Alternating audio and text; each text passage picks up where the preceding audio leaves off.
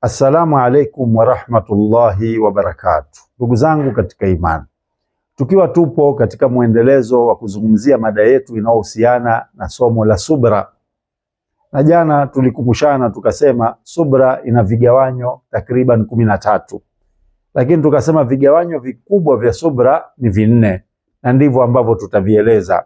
Na jana tukaanza kuzungumzia subra katika kumtii Allah subhanahu wa ta'ala, yani subra katika kutaa, katika utiifu. Na jana tukatoa mifano ya ibada mbalimbali ambazo mwanadamu anatakiwa azifanye. Tukatoa mfano wa swala ya alfajiri, tukatoa mfano katika kufunga, uache chakula chako, uache matamanio yako, uache kinywaji chako. Zote hizi yatakiwa ujisubirishe. Lakini tutaendeleza sehemu ya pili ya kuzungumzia subra katika utiifu. Sehemu hii ambayo Allah subhanahu wa ta'ala ametuwekea kumtii yeye katika ibada na kuwatii wale aliowachagua yeye sisi tuwatii. Wapo viumbe wenzetu ambao Allah subhanahu wa ta'ala ametuchagulia tuwatii, na ni haki yetu kufanya hivyo ili kuwa tutakuwa tumefanya taa ya Allah subhanahu wa ta'ala. Na hili nalo pia lataka subra, lazima tusubirie. Allah subhanahu wa ta'ala katika Qur'ani ametuambia, ya ayyuhalladhina amanu, enyi mulio muamini Allah, atii'u Allaha, mtiini Allah, wa atii'u rasula, na mumtii mtume, wa ulil amri minkum, na wale waliokuwa juu yenu, amri yani viongozi wenu. Kwa hiyo hapa utaona Allah subhanahu wa ta'ala ametaja taa katika sehemu 3: kumtii yeye, kumtii mtume na kuwatii wale ambao ni viongozi wetu. Leo tutazungumzia, baada ya kwamba jana tumezungumzia taa ya Allah subhanahu wa ta'ala katika ibada, leo tutazungumzia ya mtume Muhammad sallallahu alayhi wa alihi wasallam.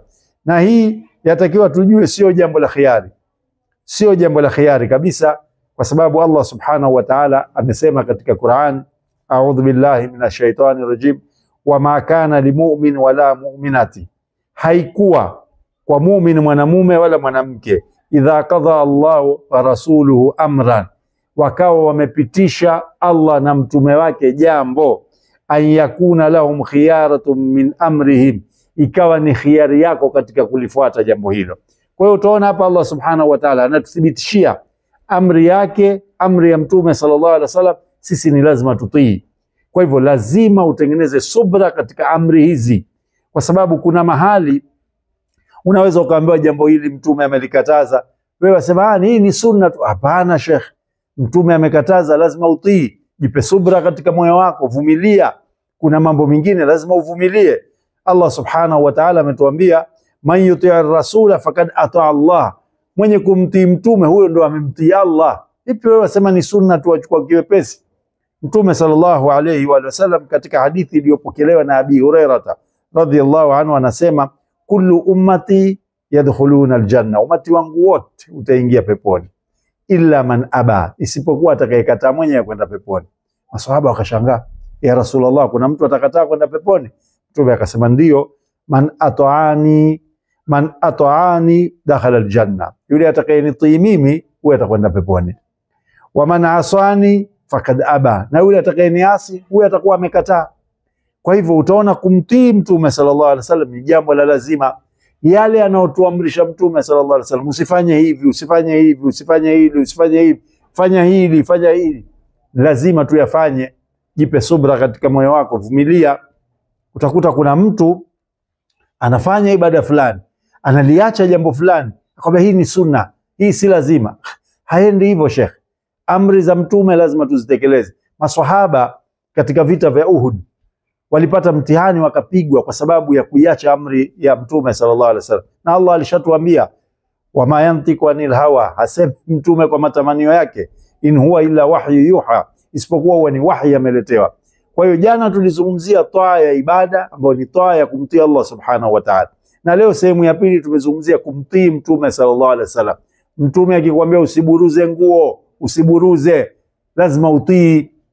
Usiwe ni khiari hiyo kwamba wewe ukitaka utafanya, utaki utaacha. Hapana, haendi hivyo. Kile alichokikataza mtume lazima ukifuate. Ukiambiwa naha amekataza mtume sallallahu alaihi wasallam, lazima ufuate.